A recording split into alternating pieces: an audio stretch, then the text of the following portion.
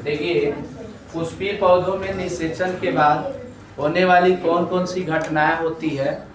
तो आपने पढ़ा है कि जैसे बाह्य दलपुंज जब निषेचन हो जाता है तो मुरझाकर गिर जाता है, दलपुंज होता है वो भी मुरझाकर गिर जाता है, पुंकेसर जो होता है वह झड़ जाता है, वर्तिकाग्र सूख जाता है और वर्तिका जो होती है मुरझा जाता है। अंडाशय जो होते हैं, आपको पढ़ाए थे कि परिपक्व अंडाशय फलों में बदल जाते हैं। अंडाशय की जो भित्ति होती है, ये भित्ति वह फल भित्ति में बदल जाती है। फल भित्ति 3 प्रकार के होते हैं, जिसको फल भित्ति को पेरिकार्प कहते हैं। ये 3 प्रकार की पढ़ाए थे। एक आपको ये फिगर से समझाए थे, जैसे ये आम का फल है, ये है, इसमें देखेंगे इसके जो बाहरी पार्ट होता है इसको बाह्यफलवीति कहते हैं, एक्सोकार्प कहते हैं, और ये बीच वाले को मेसोकार्प कहते हैं, और ये अंदर वाले पार्ट को इंडोकार्प कहते हैं। इसको बाह्यफलवीति कहते हैं, इसको मध्य फलवीति कहते हैं। इसको अंदर जैसे जो छिलके हटाते हैं वह बाह्यफलवीति होता है। जो हम मांसल फल खाते हैं यानी मेसोकार्प वाला ही पार्ट हम खाते हैं। ये अंत पार्ट जहाँ से बीज का आवरण तैयार हो जाता है, मतलब अंदर दिखाई देता है, उसको इंडोकार्प अंतःफलवीति कहते हैं। तो यह अंडाशय की भीति ही फल भीति का निर्माण कर 3 प्रकार की फल भीति का, और जब जिस फल में तीनों न दिखाई दे उसको शुष्क फल कहते हैं। और ये जो फल होते हैं वह मांसल फल होते हैं।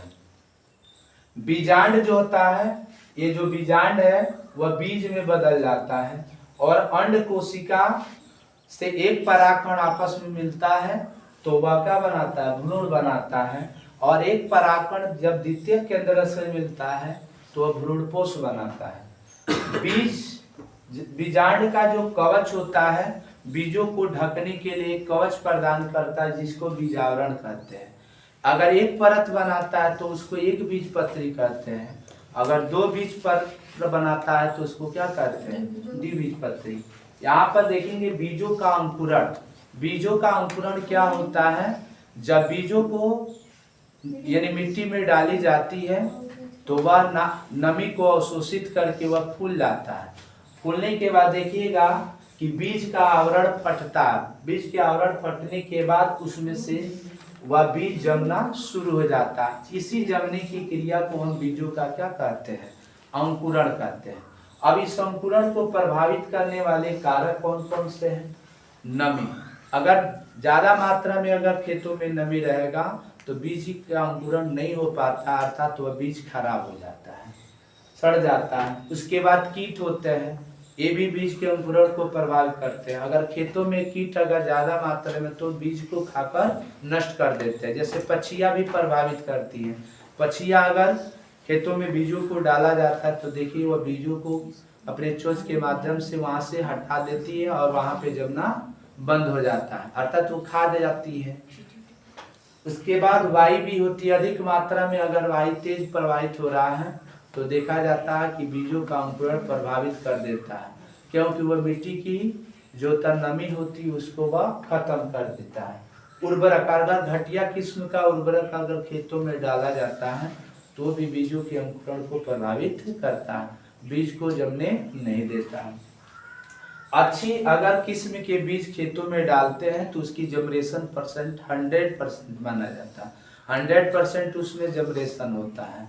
अगर वही घटिया किस्म की बीज अगर डालते खेतों में तो वह बीजों का अंकुरण सही से नहीं हो पाता है।